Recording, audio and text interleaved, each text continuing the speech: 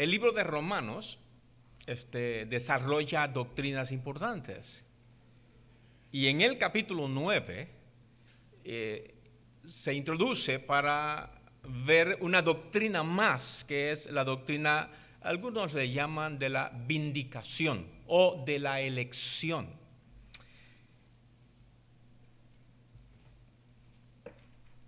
El pueblo de Israel había pasado por muchas situaciones, pero se había olvidado de Dios. Por lo tanto, Dios tuvo que hacer un trato muy especial con el pueblo, y el libro de Romanos nos desarrolla esa situación, porque Israel tuvo la oportunidad de aceptar a Jesús, sin embargo lo rechazaron. Por esta razón el evangelio ofrecido a nosotros era un evangelio que realmente, si lo vemos a simple vista, no venía para nosotros, o sea, para nosotros los gentiles, sino que el plan era, al principio, según lo vemos en el Antiguo Testamento, era bendecir al pueblo de Israel. Pero vemos también en el Antiguo Testamento que habían partes específicas que asumía que había otro pueblo más. Pero Jesús vino a los judíos, Juan 1:11. A los suyos vino y los suyos lo rechazaron. Entonces fíjese, el pueblo de Israel voluntariamente, conscientemente rechazaron al Mesías, a Jesús de Nazaret. Y cuando Pablo está escribiendo el libro de Romanos, definitivamente en el capítulo 9 podemos percibir que el pueblo de Israel dice: nuestro Dios ha sido injusto, ¿no? Porque no nos da oportunidad, sino que le dio la oportunidad a otro pueblo cuando leemos el libro de Romanos. Y por eso aquí en esta parte, en el capítulo 9, vemos la elección de amor. El tema que vemos es una elección que Dios hace basado en el amor. ¿Qué es soberanía? ¿Alguien podría definirme qué es soberanía?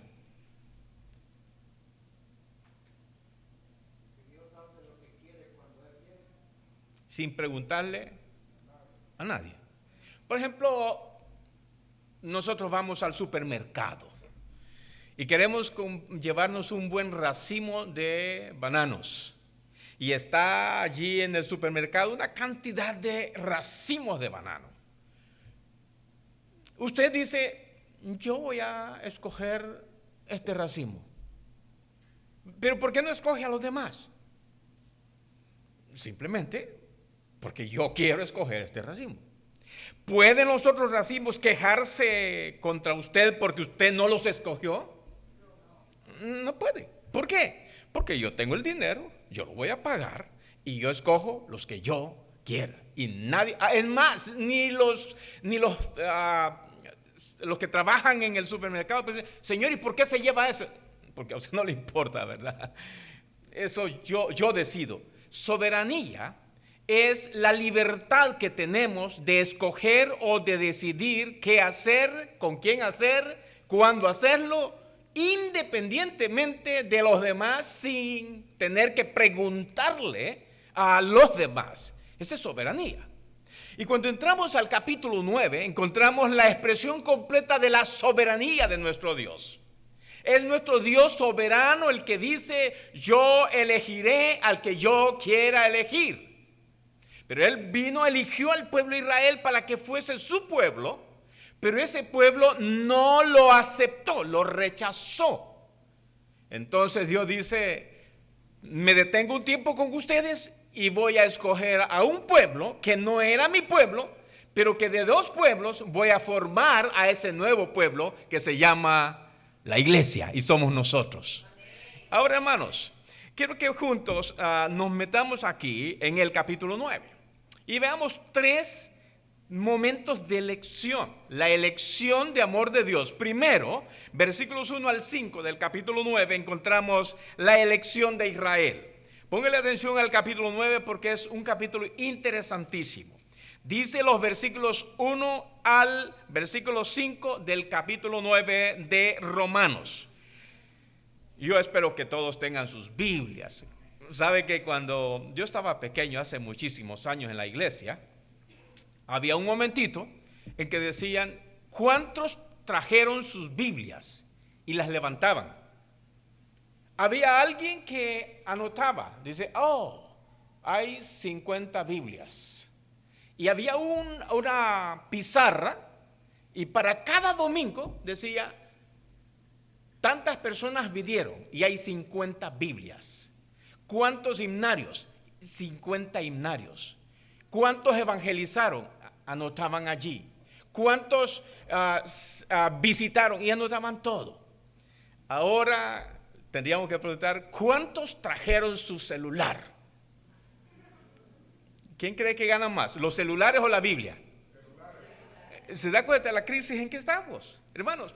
Y yo soy de aquellos en que ni Biblias pequeñitas hay que traer, porque las Biblias pequeñitas las guarda uno y nadie va a decir que usted es cristiano. Pero si trae una Biblia grande y la trae así, dice, por lo menos por la Biblia van a decir, este es cristiano. Levanten las Biblias, hermanos. Amén. No, los felicito, en serio, los felicito. Eso es bueno, los felicito. Ahora bien, capítulo 9, versículos 1 al 5. Leamos todos juntos. Si quieren, únanse conmigo y en voz alta leamos estos versículos. Capítulo 9, Romanos, versículos 1 al 5. Dice así la palabra de Dios. Verdad digo en Cristo, no miento.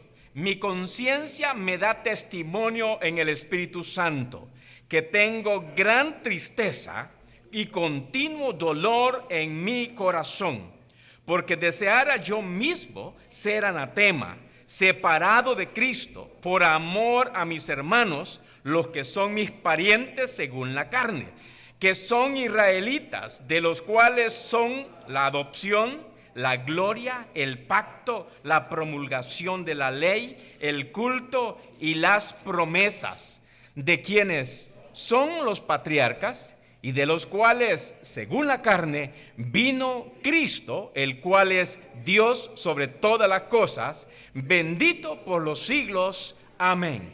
Encuentra usted allí cómo Dios escogió al pueblo de Israel. Dios elige a esa nación.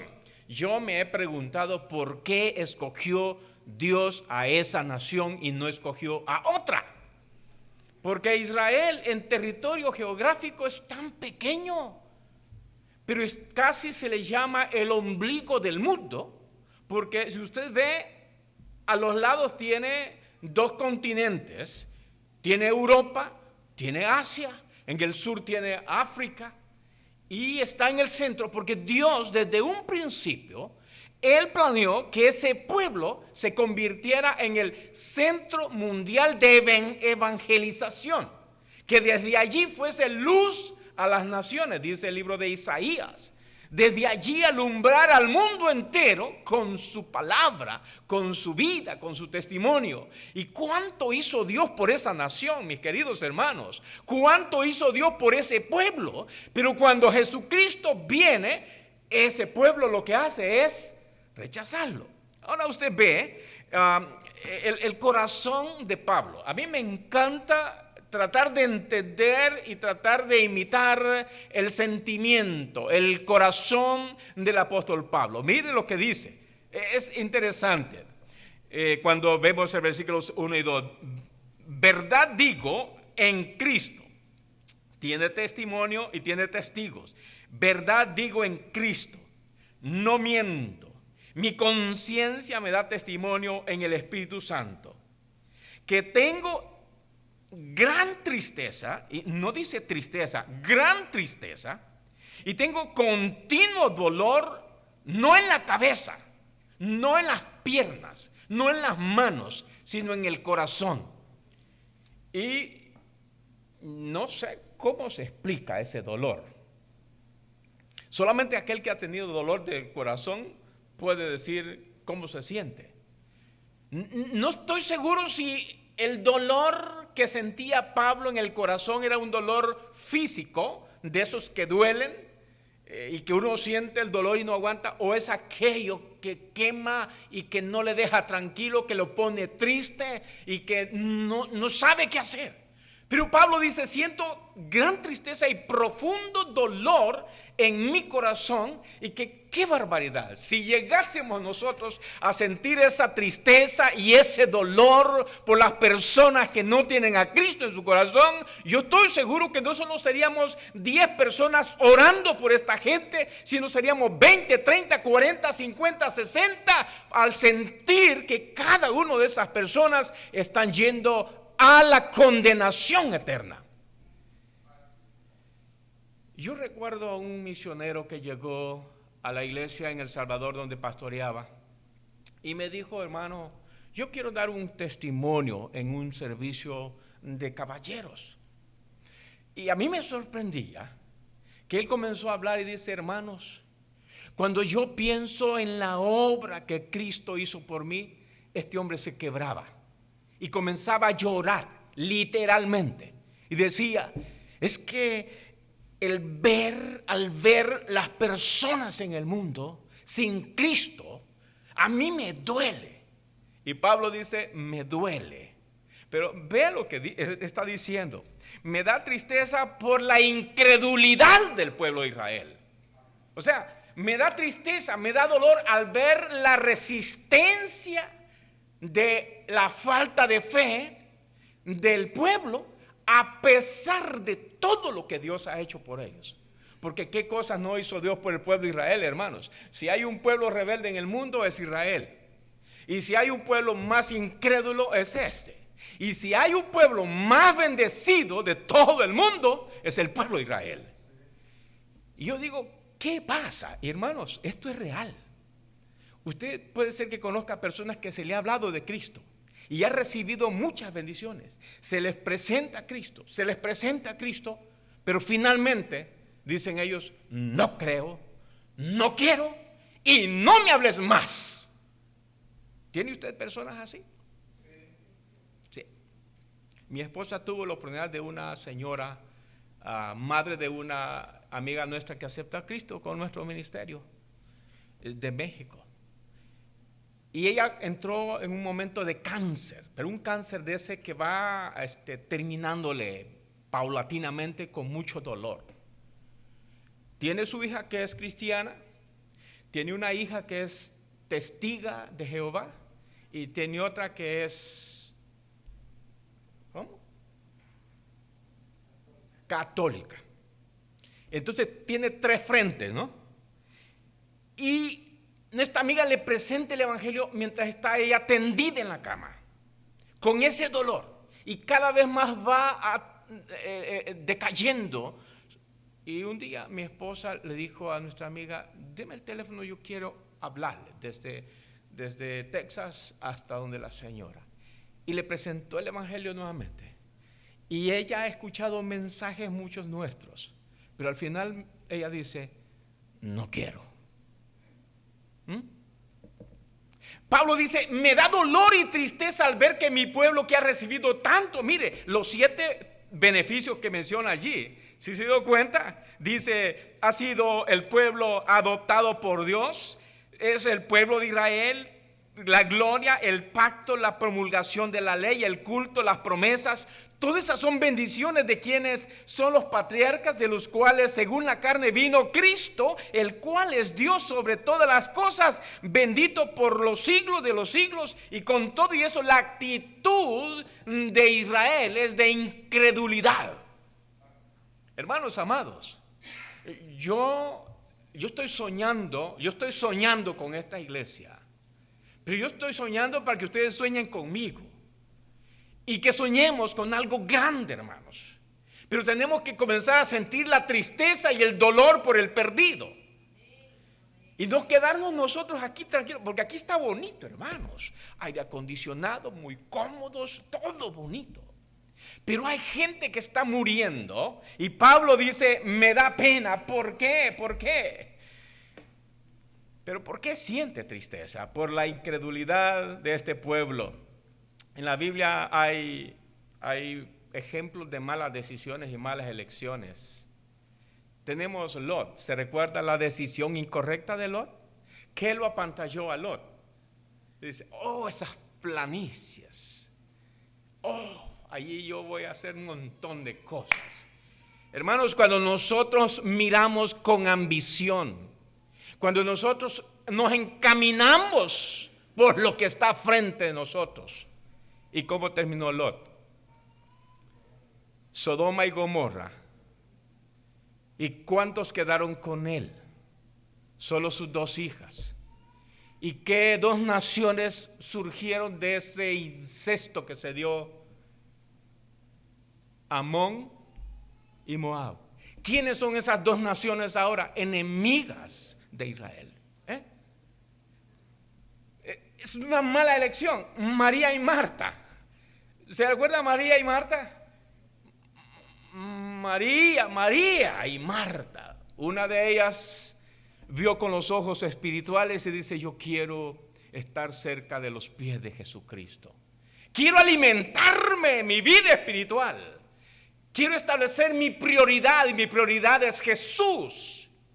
Mientras que su hermana escogió, dice, ay, yo le voy a dar un buen pollo asado a Jesucristo. Y no es malo, hermanos. No es malo lo que hacía la hermanita esta. Pero algunas veces necesitamos establecer prioridades. Sí, yo necesito decir, ¿qué es más importante? Y una vez yo le decía a mis hermanos, hagamos un ejercicio de prioridades. ¿Qué es más importante? ¿El sombrero, la camisa o el pantalón? Bueno, le pregunté a las hermanas, dice, para mí, no sé por qué dijeron la camisa. Para nosotros hombres, el pantalón. Pero después le digo, ok, hágame otro, ponga en orden de prioridad, ¿qué es esto? Servicio, comunión, salvación. ¿Cuál es el orden correcto? Dígame. Salvación, comunión, servicio. Ya. Pero ¿qué es más importante entre el timón, las llantas, el chasis y el motor del carro? Va a andar ahí el así. Otro dijo la llanta. Se les van a ir para todos lados. Hermanos amados, en la vida espiritual necesitamos establecer prioridades. Cristo en primer lugar. Pero viene esta María y Marta, ellos tuvieron esa necesidad de tomar decisiones correctas. La salvación, hermanos amados, la salvación no es familiar. La salvación no es por medio de títulos, de apellidos, de posición social. La salvación no es del que más tiene. La salvación no es del que más da. La salvación no es el que más viene a la iglesia o al templo. La salvación solo es a través de Jesucristo y es a nivel personal. Aunque hay iglesias en Texas que tienen un principio diferente. La iglesia de Cristo, ellos tienen el concepto de bautismo familiar. Y dicen, si se bautiza, puede pasar toda la familia y se bautiza. Pero no, la Biblia enseña que yo necesito reconocer que soy pecador y que necesito a Jesús para que perdone mis pecados y así tener salvación y vida eterna. Así que, hermanos amados, pero ellos rechazaron a Jesús. Versículos 6 al 13 encontramos la elección de Dios. Y hoy pues no tienen aquí los titulares, ¿verdad? ¿O sí? Sí, nacimos sin internet, hermanos, ¿verdad? Así que no hay pena. Bueno, dice, versículos 6 al 13, dice la palabra del Señor. Conmigo siempre, dice, no que la palabra de Dios haya fallado, porque no todos los que descienden de Israel son israelitas. Ni por ser descendientes de Abraham son todos hijos, sino en Isaac te será llamada descendencia. Esto es, no los que son hijos según la carne son los hijos de Dios, sino los que son hijos según la promesa son contados como descendientes. Versículo 9, porque la palabra de la promesa es esta: por este tiempo vendré y Sara tendrá un hijo. Aquí encontramos la elección que ha hecho nuestro Dios. Primero la elección de Israel. ¿Y qué eligió Israel, hermanos? ¿Qué eligió Israel? ¿Qué eligió Israel, hermanos? Con confianza, digan, y fuerte. ¿Qué escogieron ellos? Rechazar a Jesús. Ahora la elección de Dios. Mire qué interesante. Ellos creían que por ser judíos automáticamente ya eran salvos. Pero no todos los israelitas, por el hecho de ser israelitas, ya son salvos. Y usted ve el versículo 10 al 13, que encontramos allí ese proceso interesante, porque Dios hizo una promesa a Abraham, el capítulo 12 de Génesis, y dice que por él serán benditas todas las familias de la tierra. Pero más adelante en el capítulo 15 le dice, pero ¿sabes qué? Yo te daré una descendencia, y de esa descendencia vendrá Jesucristo. ¿Cuál es el proceso? Tenés que pasar 25 años todavía para confiar, y Dios lo está preparando para que sea padre de todas las naciones o de la gran familia, y de ti vendrá el Salvador, pero es a través de la línea, y de él nace el varón escogido.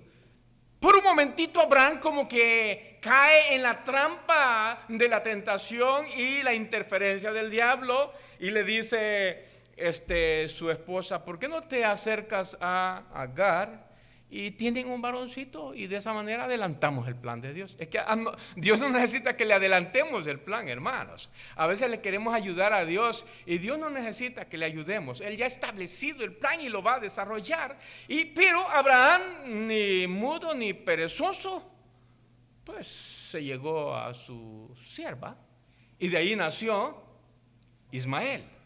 ¿Quién es Ismael? ¿Qué nación viene de Ismael? Los ismaelitas. Posiblemente de ellos viene toda la parte de África y se convierten en enemigos de Israel. Pero Dios sigue con el plan, le dice, pero ese no es el plan que yo te he dado. Yo quiero que confíes, porque Dios te dará el hijo de la promesa. Y Dios viene y le da a Isaac. Todavía no termina allí. Isaac conoce a Rebeca. ¿De cuántos años era Isaac, hermano Fidel? ¿Cómo cuántos años? 40. Por ahí así. No, le digo porque hay esperanza, ¿verdad? Sí, no hay problema. Entonces esta era la juventud, ustedes están jóvenes. Y Isaac conoce a Rebeca. Oiga, qué principio más bonito para enamorarse entonces, ¿verdad? Me encanta, porque él dice que al verla la amó. Pero si no le había visto bien, porque ella venía con su atuendo así, no podía ver, no sabía si le faltaba un diente o tenía otro defecto, pero nada, dijo, esta es la que Dios me ha dado. Y entonces de ellos dos nacen unos gemelos, ¿verdad? Y que uno iba arañando el calcañar del otro, Jacobo y Esaú. Ve el principio de soberanía de Dios. Dice, el mayor servirá al menor. Esto ya lo había manejado también en el tiempo de Noé, ¿no? Cam y Jafet y Sam. Pero aquí encontramos que Dios dice, bueno, a Jacob amé, ¿y qué dice sus Biblias? Y a Esaú. ¿Recuerda la ilustración de los bananos? ¿Qué dijeron el resto de los racimos? me aborreciste a mí, ¿verdad? O simplemente me dice, bueno, no me escogiste a mí. La palabra podemos traducirla simplemente así: a Jacob amé y a Esaú lo dejé allí, ¿verdad? Lo dejé allí simplemente. No es que él dijo, a ti no te elijo, no, ahí lo dejó, ¿eh? Y encontramos que de estos dos gemelos, entonces comienza la línea de descendencia. Pero lo que quiero señalar claramente aquí, hermanos, que la elección divina es una elección soberana, una elección que se basa en el amor. Y esto, hermanos amados, no podemos decir nada más, porque si usted ve los siguientes versículos del 10, y no solo esto, sino también cuando Rebeca concibió de Isaac, nuestro padre, pues no había aún nacido, ni habían hecho aún ni bien ni mal, para que el propósito de Dios conforme a la elección permaneciese, no por las obras, sino por el que llama.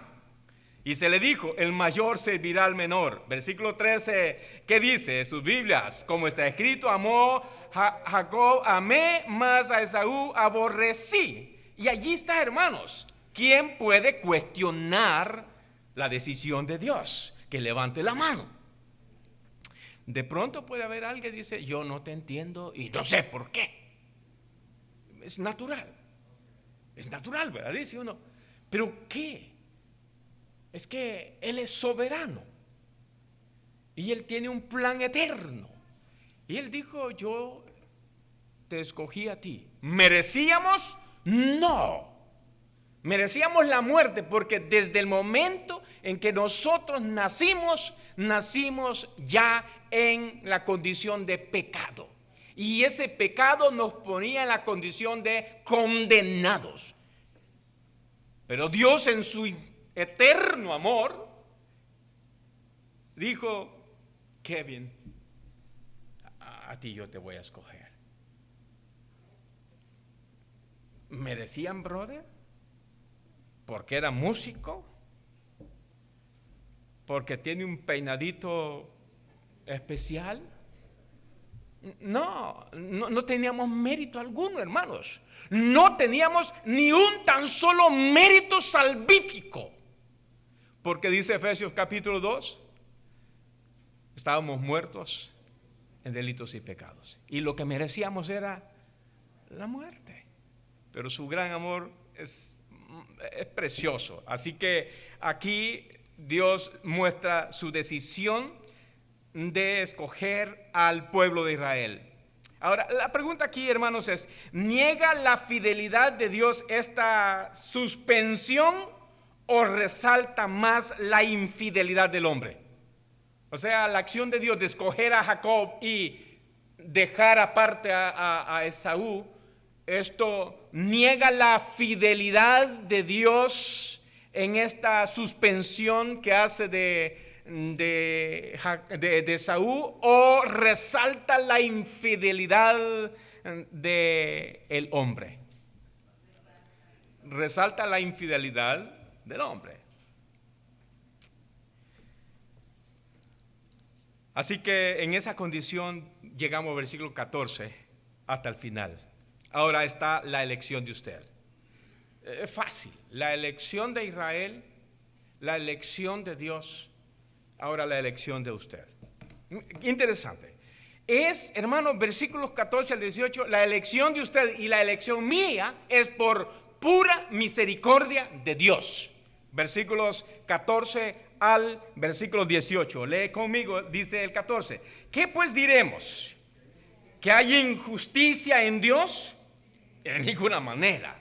Pues a Moisés dice, tendré misericordia del que yo tenga misericordia y me compadeceré del que yo me compadezca. Versículo 16, así que no depende del que quiere ni del que corre, sino de Dios que tiene misericordia. Porque la escritura dice a Faraón, para esto mismo te he levantado, para mostrar en ti mi poder y para que mi nombre sea anunciado por toda la tierra. El 18 dice, de manera que de quien quiere tiene misericordia y al que quiere endurece y endurece. Endurecer, endurece. Esto es soberanía. Soberanía. A Faraón, entre más duro se ponía, ¿qué resaltaba más, hermanos? El poder de Dios. O sea que entre más se negaba a dejar ir libre a la nación de Israel, no se daba cuenta que lo que estaba haciendo era demostrar más el poder de Dios. Y hermanos amados, aquí es donde nosotros tenemos que recordar. No vamos a entender totalmente esa doctrina de la predestinación o de la elección, pero sí podemos decir gracias, Señor, porque tú ya me elegiste a mí. Pero ahora tenemos el gran compromiso de salir y compartir el evangelio. Y quítese de la mente si ha llegado alguna vez como de repente hay unas teologías de que como Dios ya sabe quién va a aceptar, nosotros no necesitamos salir a evangelizar. Porque algunos dicen, no, me dijo un amigo, no, yo ya fui destinado al infierno eterno, así que no tengo por qué hacer nada. ¿Quién te dijo eso? La Biblia dice, id por todo el mundo y predicad el evangelio a toda criatura, hasta los que están condenados ya. Pero como nosotros no sabemos, tenemos que hacerlo. Y tenemos que ir y hablarle de Cristo. Nuestra responsabilidad es hablarle de Cristo. Ya la conversión, este es un negocio de Dios, ¿verdad? Hermanos amados, es por pura misericordia. Dios tiene misericordia de todo porque dice que Él ama al mundo entero. A todos por igual. Pero no todos quieren abrir el corazón para recibir ese evangelio maravilloso que da salvación y vida eterna. Allí lo dice esos pasajes. Mis queridos hermanos, esta es una porción que yo estuve meditando mucho, que dijo, wow, Dios es tremendo. Por ejemplo, fíjense, a Judas, ¿para qué lo levantó Dios? Bueno, estuvo 3 años y medio con Jesucristo. Oiga bien, hizo aparentemente todo lo que hacía un cristiano o un discípulo. Lo único que tenía que le encantaba el dinero. Sí, bueno, muchos de nosotros nos encanta también, ¿verdad? Amén. Pero no al estilo de Judas, no al estilo de Judas. Pero fue levantado para ser el hijo el que iba a traicionar a Jesucristo. Y es tremendo la película que presentaron los jóvenes. Da risa como termina ahí Judas. Ahí sí lo terminan más, como dice la Biblia, ¿verdad? La Biblia dice que simplemente se descolgó en un madero, pero no que estaba un burrito allí en putrefacción ahí. No, ¿verdad? Pero igual, pone el asunto más dramático. Sin embargo, Judas fue escogido para eso y dice, no, pero ¿por qué, Señor? Nosotros no podemos encontrar una respuesta. Ahora, versículos 19 al 21 es por pura voluntad de Dios. Dios le ha elegido a usted, le ha escogido a usted y me ha elegido a mí por misericordia. Usted no merecía, porque misericordia es hacer un favor a alguien que no lo merece. ¿Sí? Esto es misericordia. Y por eso aquí dice que es por voluntad de Dios. Versículo 19 al 21 dice, el versículo 19, pero me dirás, ¿por qué pues inculpa? Porque ¿quién ha resistido a su voluntad?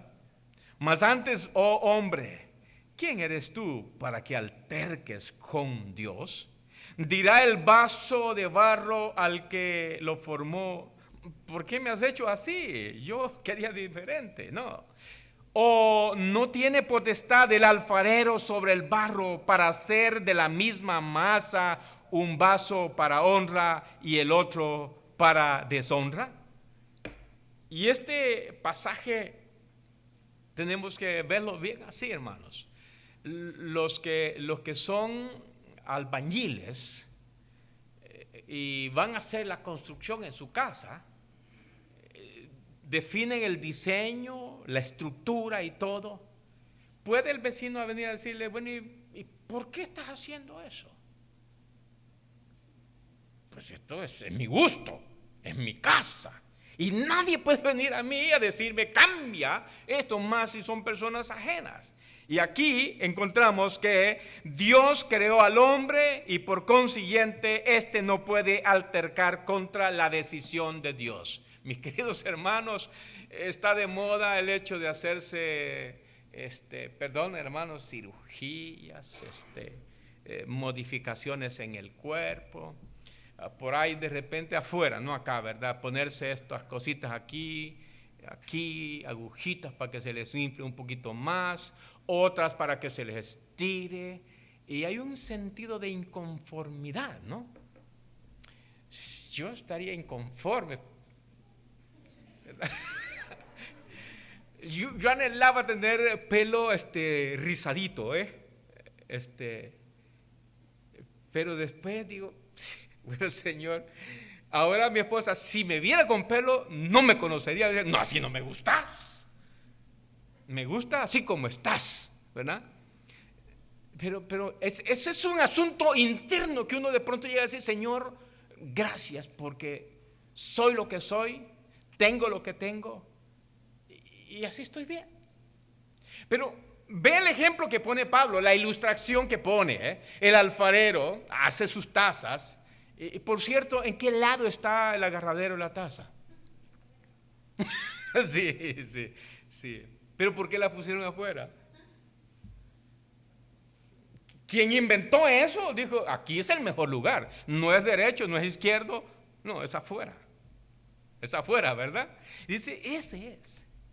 Yo, una vez que prediqué sobre esto, no sé si han visto, aparecieron unos como muñequitos que pueden doblarse por todos lados, que son como alambres forrados, y uno los puede estirar así y los puede manipular para todos lados. Y yo lo traje y le hacía así. ¿Se da cuenta? En otra ocasión yo traje 2 billetes de $20 y enfrente de todos dice, ¡ay, hermano! Y si son míos, ¿alguien me puede decir algo? En otra ocasión yo dije, ¿alguien aquí quiere $20? Y no me creían. Y, ¿alguien quiere $20? Y uno, hermano, y ya pasó, son suyos, son míos. Yo no los traje, lo tenía, pero dejé mi cartera en la oficina. Y yo los traía para hacer ese ejercicio. Pero hermano, esto es, no puede altercar el producto contra el que lo ha hecho. Y esto es, hermanos, la elección es por pura voluntad de Dios. Y mire, las empresas que hacen los toilets, fíjese, es el mismo material, donde unos sirven para sentarnos y hacer nuestras necesidades fisiológicas, pero esa misma masa la utilizan para que nosotros nos lavemos las manos, y ese mismo se utiliza muchas veces para que tomemos agua en otra cosa. Es la misma masa. Dice, wow. No, en El Salvador yo me di cuenta, no sé si es verdad, los que conocen el río Lempa dicen que esa agua sucia del río Lempa la procesan y es la que llega a la capital de San Salvador y esa es la que tomamos.